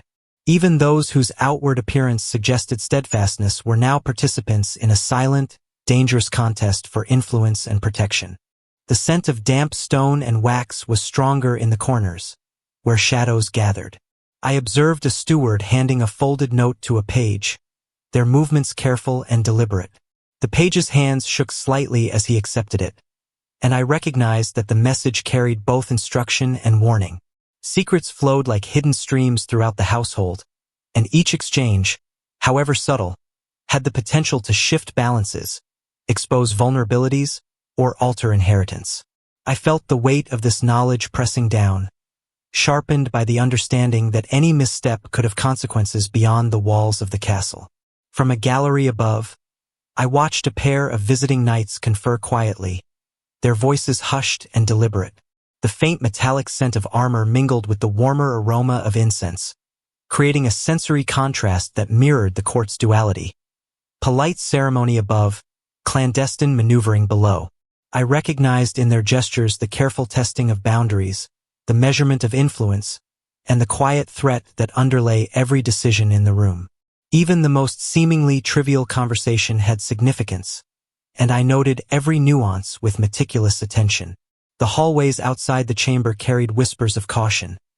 Servants hurrying past with parcels, pages exchanging glances, squires adjusting their positions with deliberate care. I sensed the tension coiling tighter with every passing moment. Each movement was calculated, each glance measured, a reflection of the precarious balance between loyalty and self-interest. The household, so long assumed secure, now felt like a living puzzle, with pieces shifting silently in the shadows. A faint knock echoed from one chamber, drawing the attention of several nobles.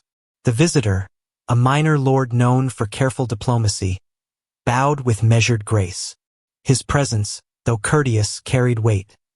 The subtle tension in his movements, the faint scent of ink and leather, hinted at matters unsaid. I felt a shiver of awareness. Even the arrival of the least prominent figure could introduce new variables into the already delicate balance of alliances and threats. I retreated to a quieter corridor, the cold stone pressing against my cloak. The faint smell of ink and parchment lingered from messages exchanged, while the warmth of sunlight filtering through narrow windows offered brief comfort. I reflected on the whispers and gestures I had observed, understanding that the court's threats were rarely overt. They existed in glances, measured words, and subtle actions designed to shape perception, manipulate favor, and protect advantage. Trust had become a fragile illusion. From the gallery above, I observed my mother's subtle instructions to a page, the swift but discreet movement of her hand signaling caution and vigilance. Her awareness of the hidden threats permeating the household impressed upon me the necessity of careful observation. Even now, the quiet influence she wielded was a weapon, used with precision to control currents of loyalty and to counter unseen pressures from rival factions within the court. A distant murmur of conversation from the outer courtyard drew my attention. Servants and pages passed hurriedly, their expressions tight with apprehension, each interaction measured. The faint scent of pine smoke drifted through the open window, carrying the reminder that the world outside the castle was equally full of intrigue and risk. Alliances and rivalries within these walls were not confined to ceremony. They were active, living, and potent, shaping the household in ways invisible to all but those who observed closely. The faint clatter of armor announced the approach of another visiting knight, his eyes scanning the room with practiced caution. Even his posture, the subtle shift of weight from one foot to the other, spoke of alertness and the anticipation of potential confrontation. I recognized in these small details the careful dance of power, where every gesture carried meaning and where hidden threats could arise from the most innocuous sources. As the day wore on, the chamber emptied slowly, leaving only a few attendants to tidy, carry messages, and ensure the routine continued. The faint scent of burnt tallow mingled with the lingering aromas of food and wood smoke, a reminder of both labor and ceremony. I lingered in shadow, absorbing the lessons of observation, understanding that the court's veiled threats were now part of my reality. Every movement, glance, and gesture could conceal danger, and navigating this world required vigilance, patience, and a steady mind. By the evening, the tension had settled into a quiet hum, a persistent awareness of potential consequences and hidden intentions. I felt the burden of knowledge pressing upon me. Trust was no longer simple, loyalty a delicate negotiation, and every shadow might conceal a threat.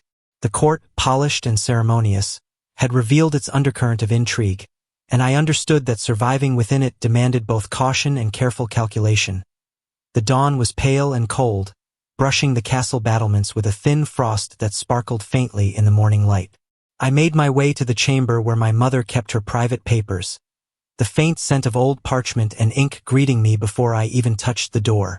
The hall was silent, except for the distant clatter of a page delivering messages to the upper rooms. Every creak of the floorboards beneath my boots felt magnified, echoing in the stillness, a reminder that even a whisper could betray my presence. I pushed open the heavy door and stepped inside, inhaling the faintly musty aroma of stacked parchments and leather-bound ledgers. The chamber was small, with a single window filtering pale sunlight across the shelves and writing desk. Here, among the records of the household, lay evidence of intentions long hidden. My heart beat faster as I approached the desk, eyes scanning the documents until one, bound in worn leather, caught my attention. Its seal was familiar, an emblem of the family charter that had been promised to me, now secreted away by my mother. I broke the seal with careful fingers, the faint scent of wax and ink rising as I unfolded the parchment. The writing, precise and deliberate, revealed the truth. She had altered portions of the charter, redirecting lands and titles that were meant for me. The betrayal was methodical, calculated over years, hidden beneath layers of ceremonial routine and maternal care.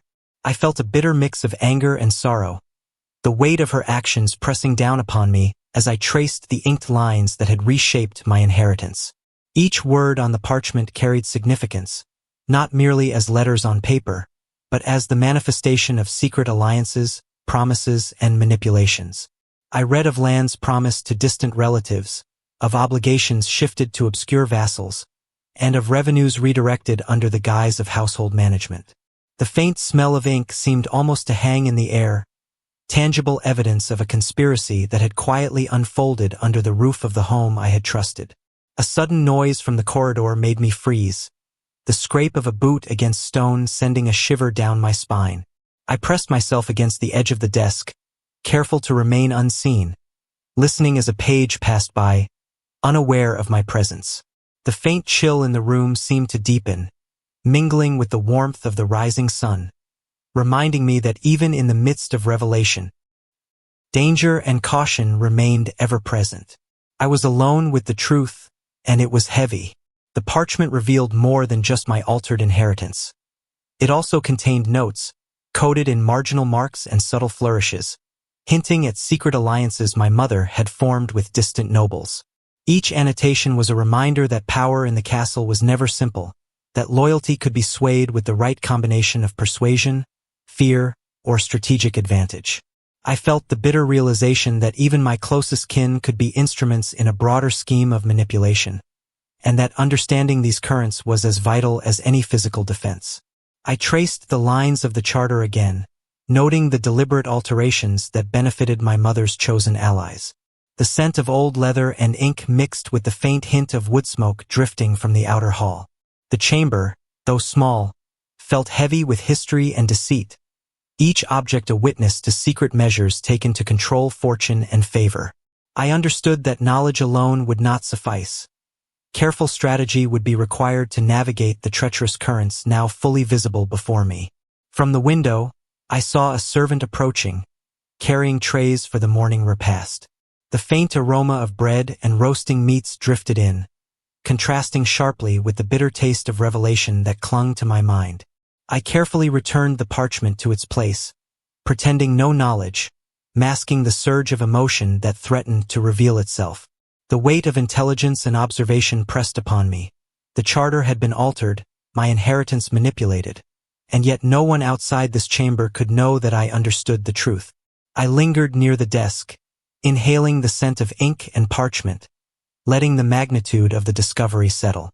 Each line on the document was a thread in the intricate tapestry of courtly and familial intrigue, a reminder that betrayal often wore the guise of care, and manipulation could be hidden behind the gentlest gestures.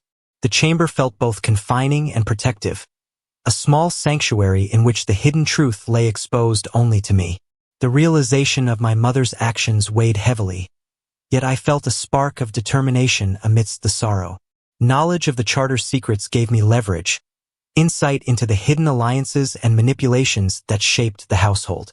I understood that subtlety, patience, and careful observation would be essential in navigating the path ahead. The betrayal was no longer abstract. It had a tangible form, a document that confirmed the deliberate choices that had been made to diminish my rightful inheritance. I rose from the desk, the parchment returned to its place, feeling both the bitterness of betrayal and the first stirrings of resolve. The chamber, filled with the scent of ink, leather, and faint wood smoke, seemed to acknowledge the weight of understanding that now rested upon me. Outside, the castle stirred with the routine of morning tasks, unaware that a quiet reckoning had begun in its shadows. I stepped toward the door, heart heavy but mind alert, prepared to move carefully within the household now fully aware of its concealed schemes. The late afternoon sun slanted through the narrow castle windows, casting long, pale streaks of light across the stone floor. The hall smelled faintly of burning tallow and pine smoke, mingling with the subtle sweetness of roasted nuts and fruit left from the previous banquet. I approached my mother's private chamber with cautious steps, the weight of the hidden charter pressing on my mind. Every footfall echoed lightly in the empty corridor, a reminder that even the slightest sound could draw attention and shatter the fragile balance I had managed to maintain. She was seated near the window, her hands folded in her lap, eyes following the shifting shadows across the wall. The faint scent of her perfumed oils and parchment drifted into the room. She gestured silently for me to sit, and I obeyed, acutely aware that this meeting had been long delayed and carried the gravity of a reckoning. There was a heaviness in the air, as though the room itself knew the truth that had long been concealed and now demanded acknowledgement. Her gaze met mine with a quiet intensity. The words she spoke were measured, deliberate, and yet carried the weight of years of secrecy. She confessed the alterations she had made to the family charter, the careful redistribution of lands and titles, the promises redirected to others she deemed more suitable or reliable. The betrayal had been calculated, she admitted, carried out in silence over months, even years, with an understanding of how appearances and loyalty could be manipulated. I listened, the faint scent of ink and parchment mingling with the warmth of the late afternoon sun, grounding me as the truth unfolded.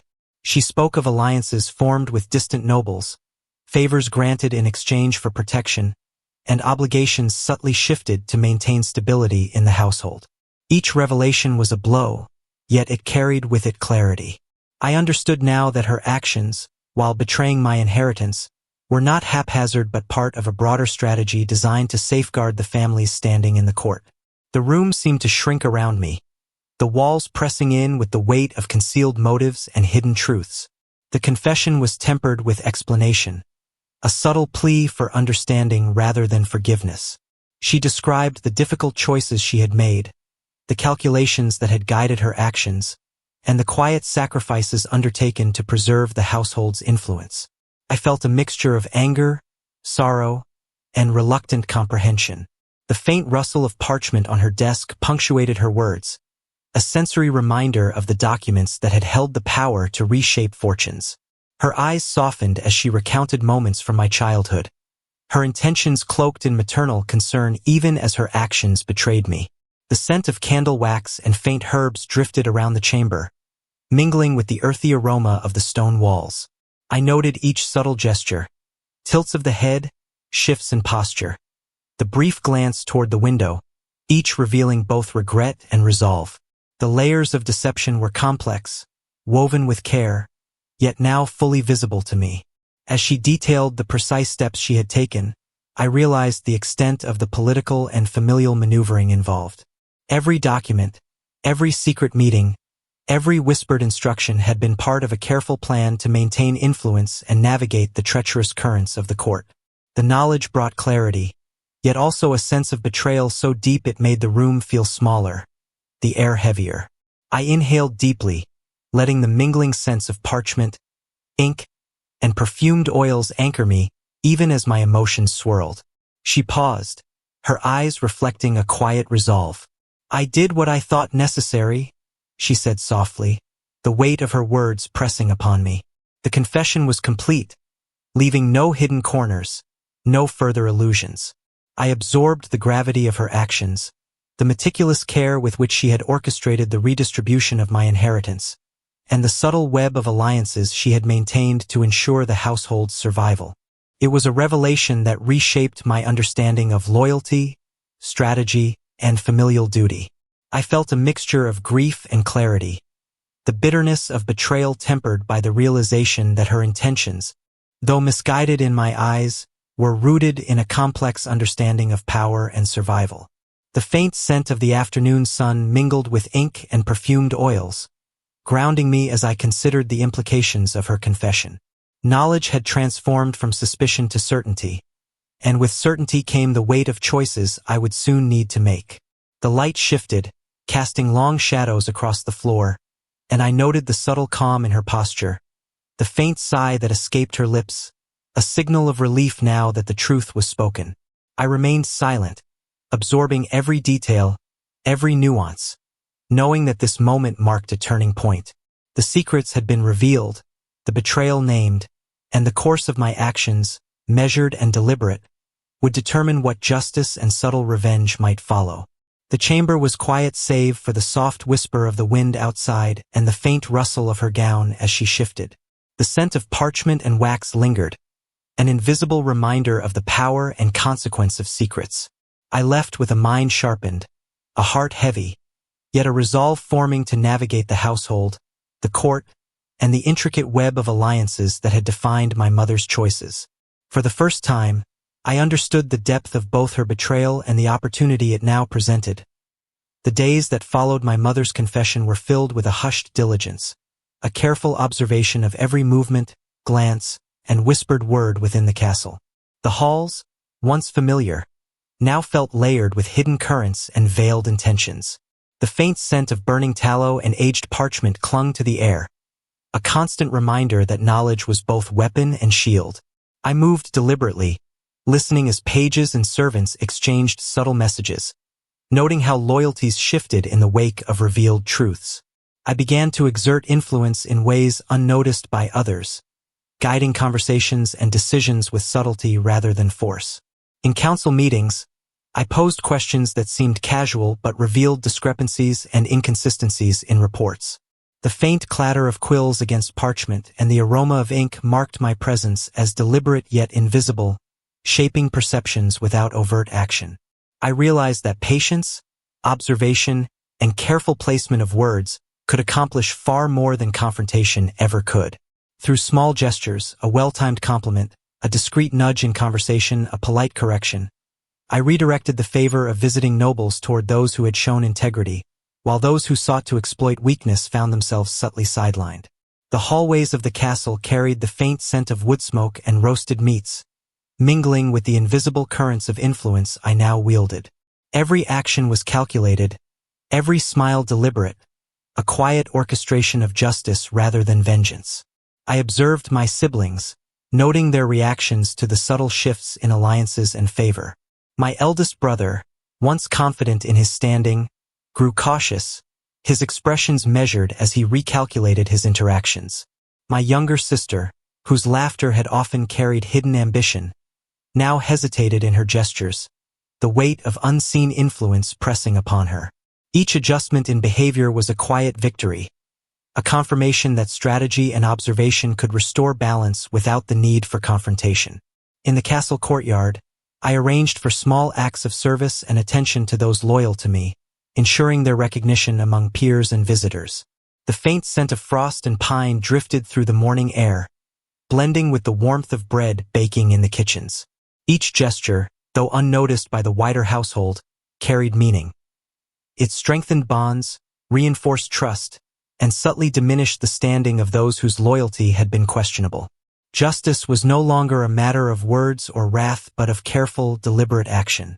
I also attended to the careful documentation of household records, noting discrepancies and ensuring that the charter and accounts reflected rightful entitlements. The scent of ink and leather-bound ledgers filled the chambers as I worked, a tangible reminder of the power held in knowledge. By correcting the subtler injustices that had passed unnoticed, I ensured that the rightful distribution of lands and revenues would stand, not through confrontation, but through the slow, deliberate work of administration. Even in the great hall, I moved with purpose cloaked in courtesy. Observing conversations, listening to hushed debates, and offering gentle guidance, I influenced outcomes without drawing attention to myself. The scent of spiced wine and roasting meats lingered faintly, an ordinary background to the extraordinary subtlety of manipulation. By reinforcing loyalty quietly and undermining duplicity discreetly, I orchestrated a balance of power that served both justice and the stability of the household. I took care to maintain appearances of impartiality, never revealing the extent of my understanding.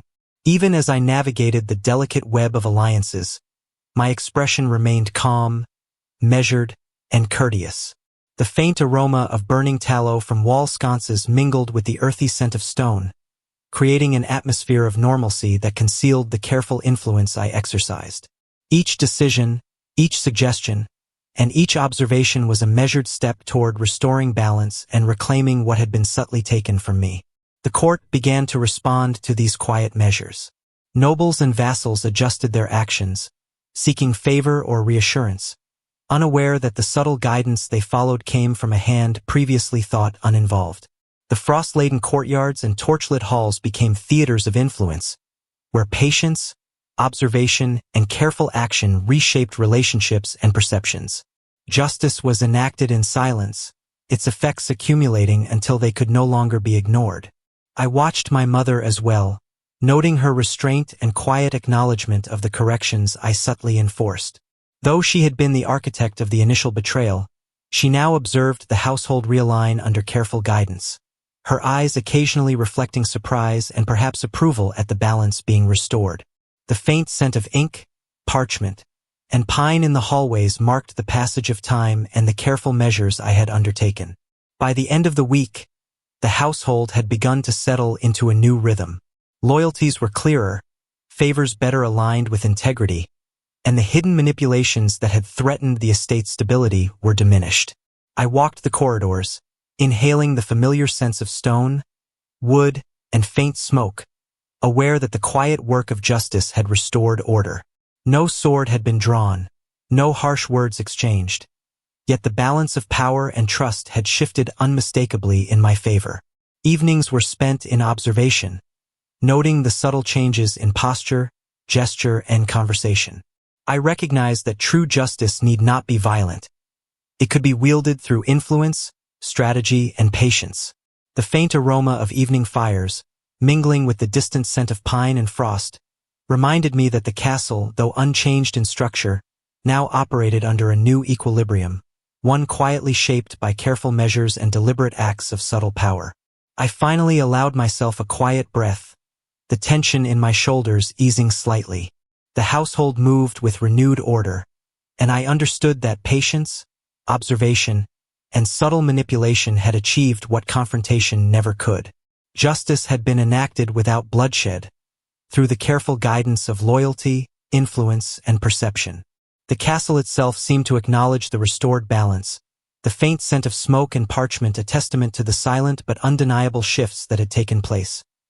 The weeks after the quiet restoration of order passed with a steady rhythm, the castle returning to its usual routines, yet now imbued with a subtle awareness of what had shifted beneath the surface. The halls smelled faintly of burning tallow, the aroma mingling with the distant sweetness of herbs drying in the rafters. I walked among the servants and pages, observing their gestures, the careful bows and measured words, knowing that trust and reputation were now more delicate, yet more respected, than before. I reflected on the lessons learned through this period of betrayal and revelation. Knowledge, observation, and patience had proven more potent than anger or confrontation. The faint scent of ink and parchment that lingered in the council chambers reminded me of the hidden powers held in documents and words, of how deliberate measures could restore balance without force. The subtle shifts in favor, the careful guidance of allies, and the discreet handling of dissent had all contributed to a new equilibrium. My mother now moved through the household with a quiet acknowledgement of my presence and influence. Her gestures were tempered, and her expressions carried hints of respect tempered with caution. The faint aroma of her perfumed oils mingled with the rustic scent of stone and wood, a reminder of her enduring authority tempered by my subtle guidance. The trust one had regained within the family was neither absolute nor complete, but it was founded on understanding, intelligence, and careful observation rather than blind obedience. The castle itself seemed to breathe differently, its walls carrying the echoes of whispered lessons and quiet victories.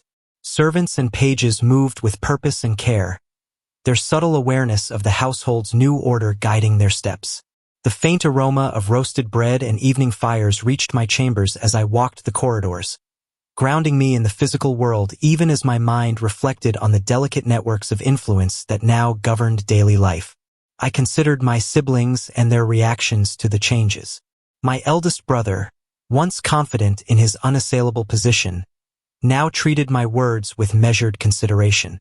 My younger sister, whose ambitions had often been unchecked, tempered her gestures and speech with cautious calculation. Even those who had been indifferent or distracted by personal pursuits began to align their actions subtly with the household's new balance. I understood that influence, exercised with precision and patience, could alter the course of relationships and power without the need for overt displays of authority. The feasts, councils, and courtyard gatherings now carried a different tone. I observed glances, gestures, and whispers with a quiet satisfaction, recognizing the cumulative effect of subtle guidance. The faint scent of pine smoke and roasting meats lingered in the air, a sensory reminder that ordinary moments could conceal extraordinary shifts in fortune and allegiance. Each interaction, each carefully placed word, reinforced the equilibrium I had nurtured and protected. In solitude, I often walked the battlements, inhaling the cold air tinged with frost and distant wood smoke. The view of the surrounding lands, the villages, fields, and distant forests, reminded me of the broader responsibilities that rested upon those who governed wisely. I reflected on the interplay of trust, loyalty, and influence, understanding that justice was not a singular act but a continuous practice, a delicate maintenance of fairness and subtle correction that shaped the destiny of the household and the wider realm. The hidden charter, now fully acknowledged, lay secured in the family archives, its lessons etched into my memory. I knew that history could be written with ink and parchment, but lived truth required vigilance, patience, and deliberate action. The faint scent of aging paper and the warmth of sunlight filtering through the narrow windows reminded me that knowledge, when wielded wisely, was a tool for guidance, protection, and the measured correction of wrongs. Even as peace settled into the household, I remained aware of the ever-present potential for deception and misalignment. The castle, with its polished halls and torchlit corridors, held many secrets, and my vigilance was a quiet but constant companion. The faint aroma of evening fires and drying herbs mingled with the crisp air, marking the passage of time and the careful balance of life within these walls. Every day was a reminder that justice, influence, and reputation were living forces, maintained through action, observation, and subtlety. I found solace in the knowledge that my inheritance, though once threatened, was now secured through careful strategy rather than confrontation. The household, guided by quiet correction and deliberate measures, had regained stability, and the bonds of trust, though fragile, had been strengthened by wisdom rather than fear. The faint scent of ink, wood, and pine followed me as I moved through the chambers, a reminder of both past trials and the careful stewardship that had restored balance.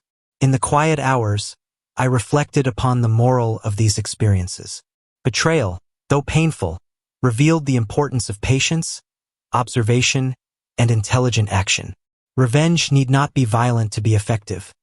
Subtle correction and measured influence could achieve outcomes more enduring and just than any outburst of wrath.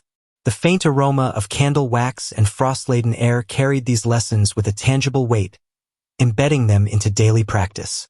As I walked through the now ordered halls, I felt a quiet resolve settle over me. The household had been restored, alliances carefully balanced, and hidden threats mitigated through patience and observation.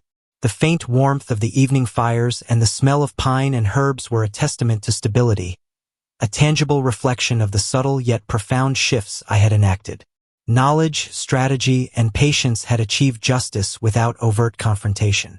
I rested briefly near the battlements, gazing at the distant forests and villages, the faint scent of frost and wood smoke mingling with the soft rustle of leaves. The castle, though unchanged in structure, felt different in essence. A place where careful observation, deliberate influence, and measured action ensured fairness and maintained stability. I understood that my role in this household was no longer that of a passive heir but of a mindful steward, quietly shaping outcomes, guiding loyalty, and preserving justice for the days to come.